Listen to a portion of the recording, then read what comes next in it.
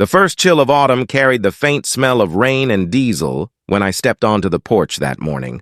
Maple Hollow looked peaceful from a distance, mist coiled above the fields, the sun still hidden behind the ridge, but I could already sense the tension humming underneath the quiet. My phone buzzed with another alert from the county database, a new permit submission tagged to the HOA's redevelopment project. Another forgery, probably. I took a slow sip of coffee and stared at the orchard that my father had planted 40 years ago. The trees swayed gently, their leaves whispering secrets about how many battles they had survived and how many more were coming. Somewhere between the rustle of branches and the soft ticking of the porch clock, I heard the faint rumble of trucks down the hill. It wasn't delivery season. That sound meant trouble. By the time I reached the end of the driveway, 3 black pickups had parked beside the mailbox. Men in reflective vests stood there pretending to check utility lines. One of them looked up, recognized me, and immediately turned away. The foreman held a clipboard that bore my forged signature. I didn't need to read it. I'd seen enough of those fake documents to recognize the pattern, the slightly misaligned seal, the phrasing lifted from an outdated county template. I hit record on my phone's camera and walked straight toward them. The man tried to smile, but the nervous twitch in his cheek betrayed him. "We got orders to start soil testing, ma'am," he said, already knowing I wasn't buying it. "At 6 in the morning?" I asked. "Without notice? Without an environmental clearance?" He hesitated, and the silence was answer enough. I told him to stop the engines, and when he didn't, I dialed the sheriff on speaker. They froze then, because nobody wanted to be on video defying a direct law enforcement call. The air smelled of gasoline and fear. By noon, the trucks were gone, leaving deep ruts in the mud like scars across the property line. I filed the footage into the evidence folder on my laptop, labeling it with time, GPS coordinates, and reference code. Years of permit work had taught me to document everything, no matter how small. Evidence didn't lie, even when people did. I spent the next several hours digging through property filings, cross-checking signatures, and connecting corporate shells that all led back to the same address in Phoenix. The more I looked, the clearer the pattern became. Layers of companies with names that sounded legitimate, but dissolved the moment you looked at their tax IDs. It wasn't just corruption. It was choreography. Someone had built an entire dance of deception around Maple Hollow, and every forged permit, every sudden inspection order, every threatening letter was another step in the same performance. That night, the printer hummed until long past midnight. The sound had become the heartbeat of my investigation, steady, mechanical, tireless. Pages slid into stacks labeled financial, environmental, property lines. I drew overlay maps by hand, tracing where the wetland buffer extended beneath our farmland. The red zone on the map glowed like a warning flare. The area they wanted to build on was federally protected. My father used to tell me that land remembers everything, even the lies people tell about it. He'd never trusted the HOA president, Delea, whose smile was as polished as her fake compassion. Now, staring at those maps, I understood why. Her entire development plan was built on stolen soil. Every forged permit was an attempt to rewrite the Earth's memory, to erase boundaries that nature had drawn long before any of us existed. At 3 a.m., exhaustion blurred the lines between coffee stains and ink, but I kept going. Each document was another piece of a puzzle that could end the nightmare once and for all. I uploaded the files to a secure drive shared with Rachel, the journalist who had been quietly following the story for months. She was the kind of reporter who didn't chase fame. She chased truth. When she replied, "This is enough to make federal prosecutors salivate," I finally allowed myself to breathe. For a moment, at least. Because Maple Hollow had become a chessboard, and every move we made pushed Delea closer to panic. The next morning, the town felt charged, like the seconds before a thunderstorm. People were whispering outside the cafe, and when I walked in, conversations stopped mid-sentence.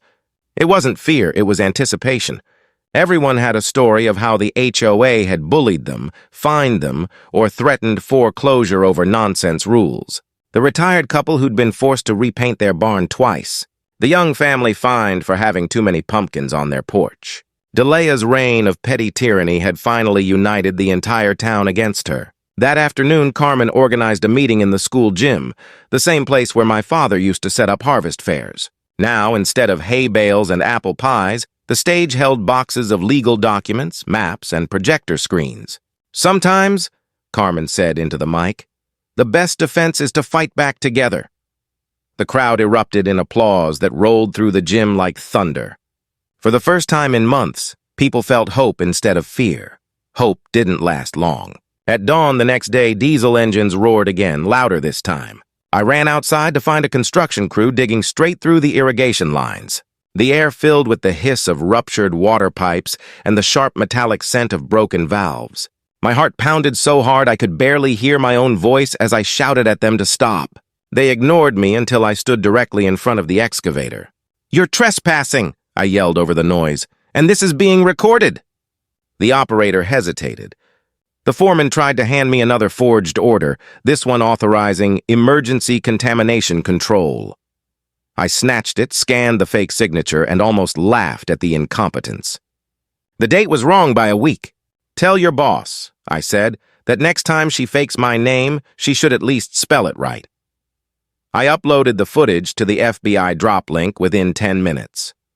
By lunchtime, the sheriff's office had cordoned off the area.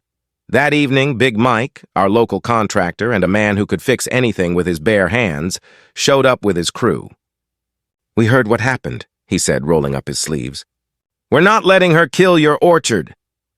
They worked under floodlights, reconnecting pipes, patching lines, restoring flow to the thirsty roots.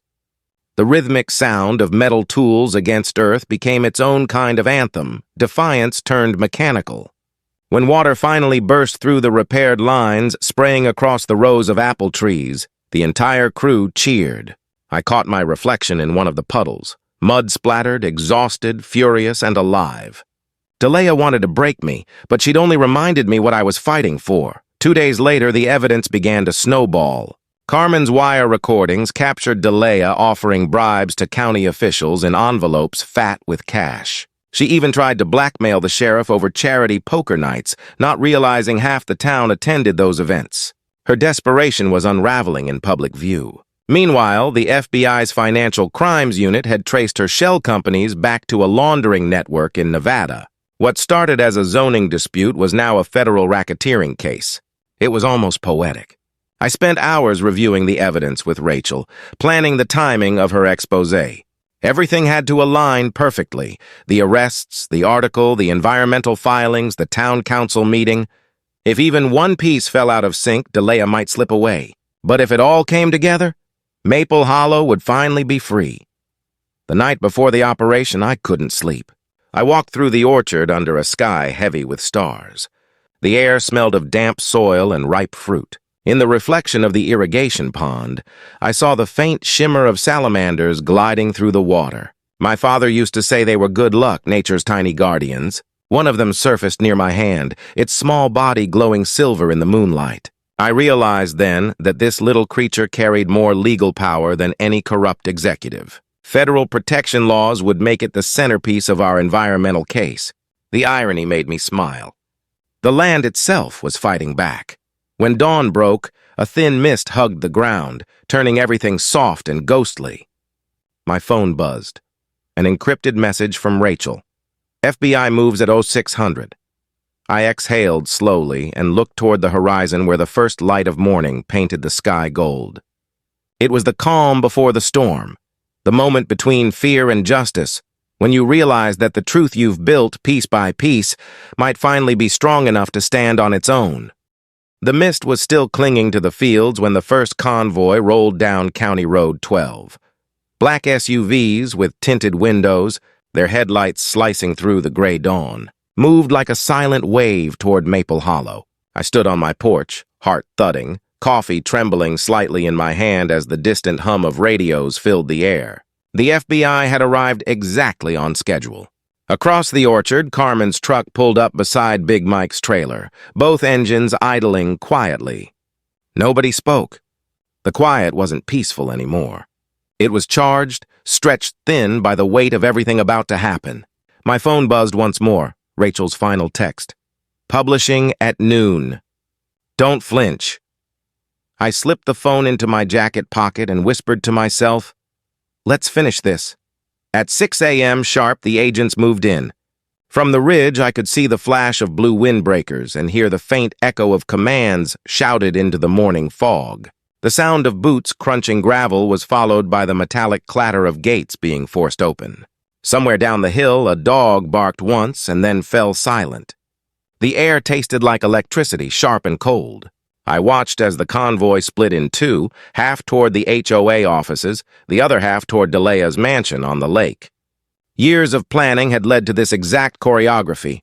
Evidence timed, warrants signed, every move documented to the minute.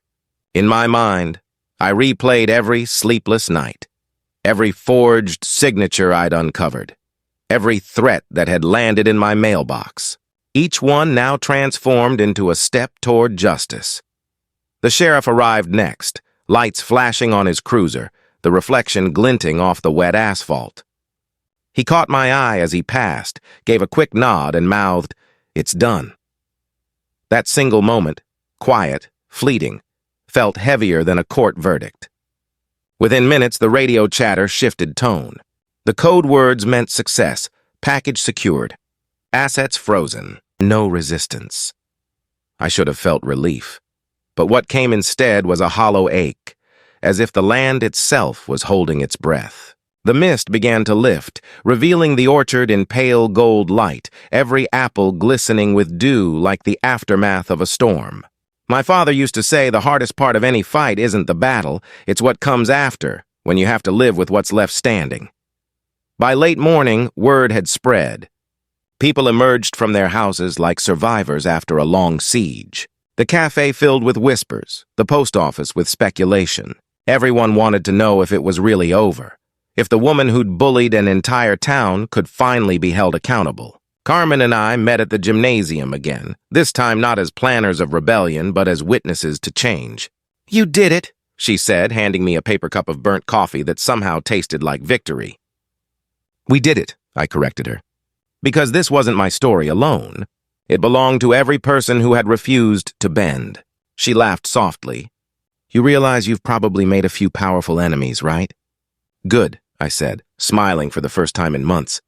"That means they finally noticed." At noon, Rachel's expose went live. The headline spread faster than wildfire. HOA scandal tied to money laundering and environmental crimes. Federal investigation confirmed. Within an hour, the story hit every major network. The photos she'd chosen were brutal in their honesty. Side-by-side shots of the pristine wetland and the illegal excavation, drone images of the orchard contrasted with forged permit scans. She even included a close-up of the tiny salamander, the same one I'd held in my palm, now framed as the symbol of the resistance. It was surreal, watching the story that had consumed my life become a national headline. My inbox flooded with messages. Journalists, whistleblowers, even county employees from other states who'd seen similar corruption and wanted to talk. The truth had finally found its audience. But Delea didn't vanish quietly. That afternoon, as the FBI loaded boxes of seized documents into trucks, she appeared at the gate surrounded by lawyers. Even in disgrace, she carried herself with the same cold arrogance that had defined her reign. Her makeup was flawless, her hair immaculate, but her hands shook as she pointed at me. "You think this is over?" she hissed, her voice cracking. "You have no idea who you're dealing with." I met her gaze and felt nothing, no rage, no satisfaction, just the kind of calm that comes when a storm finally runs out of rain. "You're right," I said softly. "I had no idea until now." One of the agents guided her toward a waiting car, and for a moment our reflections crossed in the window, two people bound by the same land, but standing on opposite sides of truth. The next few days blurred together in a haze of statements, interviews, and signatures. The county board called an emergency session to dissolve the HOA. The Attorney General's office confirmed multiple indictments under federal racketeering laws. I testified for hours, explaining how the permit system had been manipulated, how falsified environmental reports were used to justify illegal development. Every word felt like pulling a splinter from an old wound, painful but cleansing. When it was over, the lead prosecutor shook my hand. "You just gave us the cleanest paper trail we've seen in years," he said. You should teach this stuff, I smiled, exhausted. Maybe someday, I replied. But teaching wasn't on my mind. Breathing was. At home, the orchard was quiet again. The scent of apple blossoms mingled with the damp smell of soil after rain. Birds returned to the trees, as if the land itself had decided it was safe again. I spent hours walking the rows, touching bark, listening to the hum of bees. Every sound felt like proof that the world could heal if you gave it time and truth. At sunset, Carmen and Big Mike showed up with the rest of the crew, carrying crates of cider and laughter. Someone lit a fire pit. We didn't talk about lawsuits or permits or politics. We talked about normal things: music, fishing, the price of diesel. For the first time, Maple Hollow felt human again.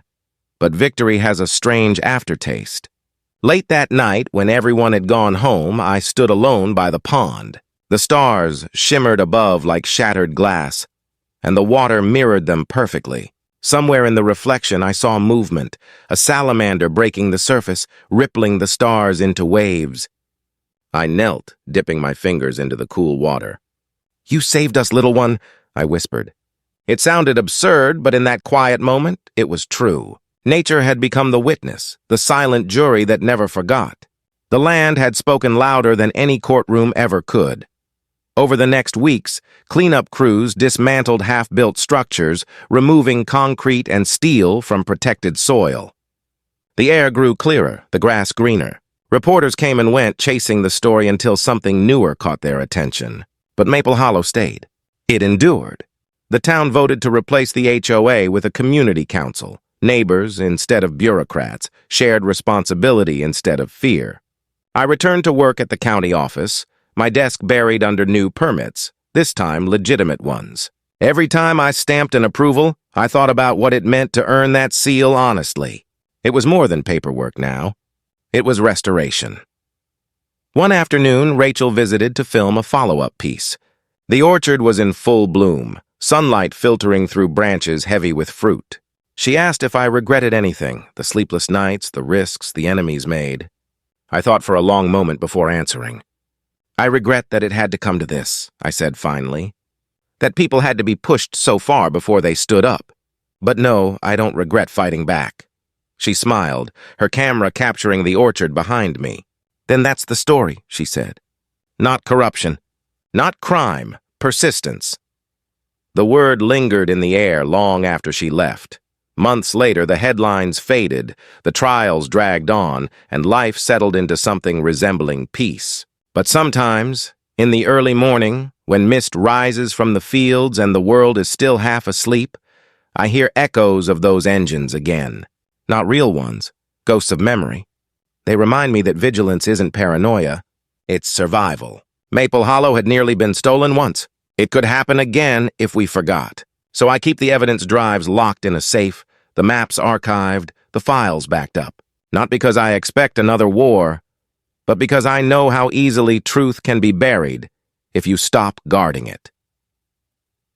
The final scene played itself one crisp autumn morning, exactly a year later. The town gathered for the first harvest fair since the ordeal. The gymnasium was decorated with banners painted by children, the scent of cider and cinnamon filling the air. On stage, Carmen read a proclamation declaring October 15th, Maple Hollow Day. When she called my name, I stepped forward, feeling every eye in the room on me. "You fought for all of us," she said, handing me a small plaque carved from orchard wood. "For home." I held it, speechless. The applause rose, warm and thunderous, filling every corner of that gym just like it had the night we decided to fight back. Only this time it wasn't defiance, it was gratitude. When I returned home that evening, the sun was setting behind the ridge, painting the sky in bands of gold and rose. I stood at the edge of the orchard and listened to the wind moving through the leaves. Somewhere nearby, the faint croak of a salamander echoed from the pond. The land was alive again, whole again. And for the first time in years, so was I. Winter settled in quietly that year, not with storms or ice, but with a softness that felt like forgiveness. The orchard slept beneath its thin blanket of frost, branches bare yet full of promise. I spent most mornings watching the fog lift off the wetland, the same marshland that once nearly vanished under concrete. It was strange how peaceful it looked now, the kind of peace that comes only after a long fight. Sometimes I'd find footprints in the frost, deer, raccoon, a heron's three-toed print near the waterline. Life had returned, cautious at first, then bold, just like us. The town was rebuilding not just its land, but its trust, and every nail driven into a new barn or fence post felt like a declaration. We're still here. The county office felt different, too. The hum of printers and the rustle of paper carried a new rhythm, calm, honest, transparent. People came in with questions instead of demands. They smiled more. Even the coffee tasted better, or maybe I'd just stopped drinking it out of stress. The walls that once echoed with arguments now carried laughter, the kind that fills silence without trying to hide it. Carmen had been promoted to deputy director, her first act being the creation of a citizen review board. Big Mike ran it, naturally, his gruff voice echoing through the office as he reviewed applications with the precision of a man who once built houses nail by nail. He kept a shotgun sticker on his clipboard as a joke, but everyone knew what it meant. No shortcuts, no fraud, no bull. Rachel visited often, though not for stories anymore. Her new documentary had wrapped up, earning her an award she didn't talk much about. When she stopped by, we walked the fields instead of doing interviews. She'd bring fresh coffee, I'd bring cider, and we'd talk about everything except corruption. Sometimes about the future, sometimes about nothing at all. She fit into the silence like she'd always belonged there. One evening, she leaned against the fence, watching the sunset paint the sky in deep orange. "Do you ever think about what would have happened if you hadn't fought back?" She asked quietly. I didn't answer right away. The thought had crossed my mind too many times to count. "Yeah," I finally said. "And every time I imagine this place paved over, the orchard gone, and people like us too scared to speak. That's what keeps me grounded." She nodded, her eyes reflecting the fading light. "Then don't ever lose that," she said. "Because places like this need someone who remembers." By spring, the scars of construction had faded. The wetlands were alive with frogs and wildflowers, the orchard buzzing with bees. The federal grant we'd received funded a small environmental center near the pond, built from reclaimed wood and solar panels. It became a classroom, not just for kids, but for everyone who'd forgotten what real stewardship meant. On opening day, children ran barefoot across the grass, their laughter blending with the rustle of reeds. An old farmer wiped a tear from his cheek. "Didn't think I'd live to see this," he said. I smiled. Neither did I. The ribbon cutting wasn't fancy, just a length of twine and a pocket knife. But it felt more meaningful than any golden shovel ceremony ever. Could word spread about our little miracle in Maple Hollow? Universities sent researchers, journalists came for follow-ups, and government officials toured the preserve. They all asked the same question: how did one town stand up to a machine like that and win? I never had a neat answer. It wasn't strategy or luck. It was exhaustion turned into defiance, fear forged into unity. Sometimes people don't fight because they're brave.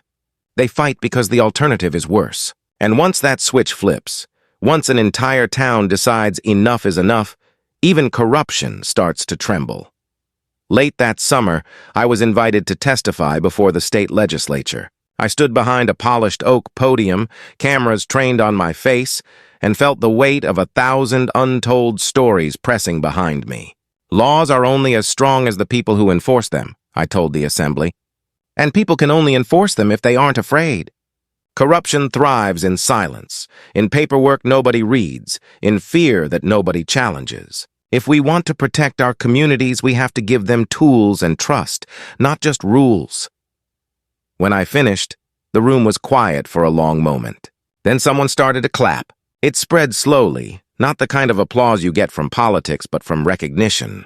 For once, words had landed where they needed to. Back home, life settled into something beautifully ordinary. The harvest that year was the best we'd seen in a decade. Every tree seemed to bear more fruit than the one beside it, as if competing in quiet celebration. During the annual festival, I watched families fill baskets with apples, kids chasing each other between the rows. A bluegrass band played under the old oak, and the air smelled like cider and roasted corn. It was the kind of day my father would have called perfect.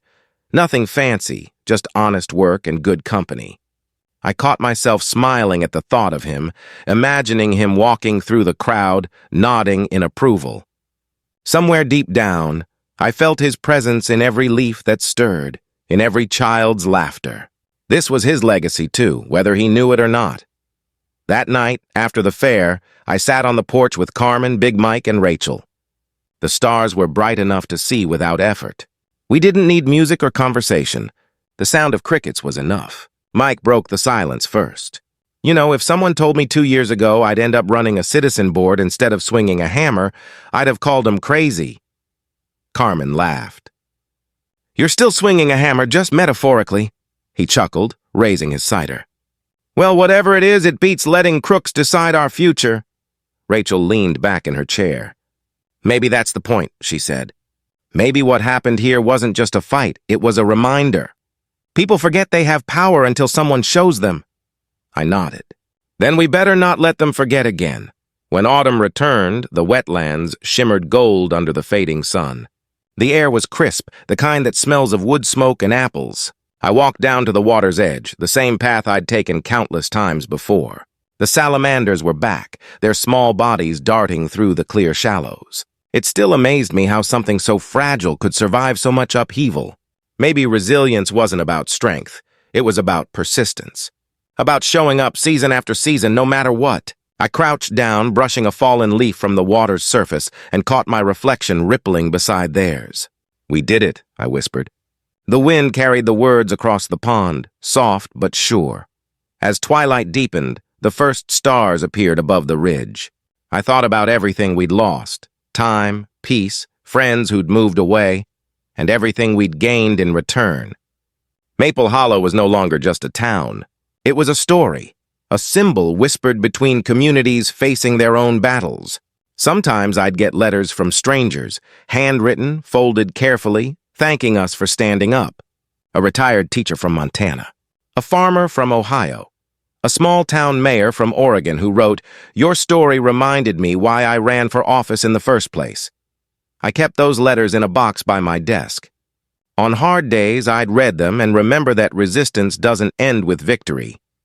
It begins there. One evening, months later, as the first snow began to fall again, I received a call from an unfamiliar number. A woman's voice, steady but urgent. "Mr. Morrison," she said, "my county's facing something similar. Developers pushing through wetlands, falsified reports, pressure from above. I've read about what you did in Maple Hollow. We could use your help." I looked out the window. Snowflakes were settling on the orchard, each one unique, each one fleeting. "Of course," I said quietly. "Send me everything." When I hung up, I realized my pulse had quickened, not from fear, but from purpose. Some fights never really end. They just change zip codes. The next morning, I packed a small bag, leaving the house before dawn. The air was still, the road empty. As I drove past the orchard, I slowed down, rolling the window open to let the cold air in. The trees stood silent, proud, unbroken. I smiled. "Keep watch," I murmured, as if the land itself could hear. Then I drove toward the rising sun, toward another town that hadn't yet learned how strong ordinary people could be when they refused to bow. Back in Maple Hollow, the first light spilled across the fields, turning frost to silver. The wetlands glimmered, the air alive with the faint hum of morning. Somewhere in that quiet, the sound of a single frog echoed, a reminder that even after storms, life returns. And maybe that was the truest victory of all. Not the arrests, not the headlines, not even the justice won, but the simple fact that nature and the people who belonged to it had survived. Because sometimes that's all it takes to change everything.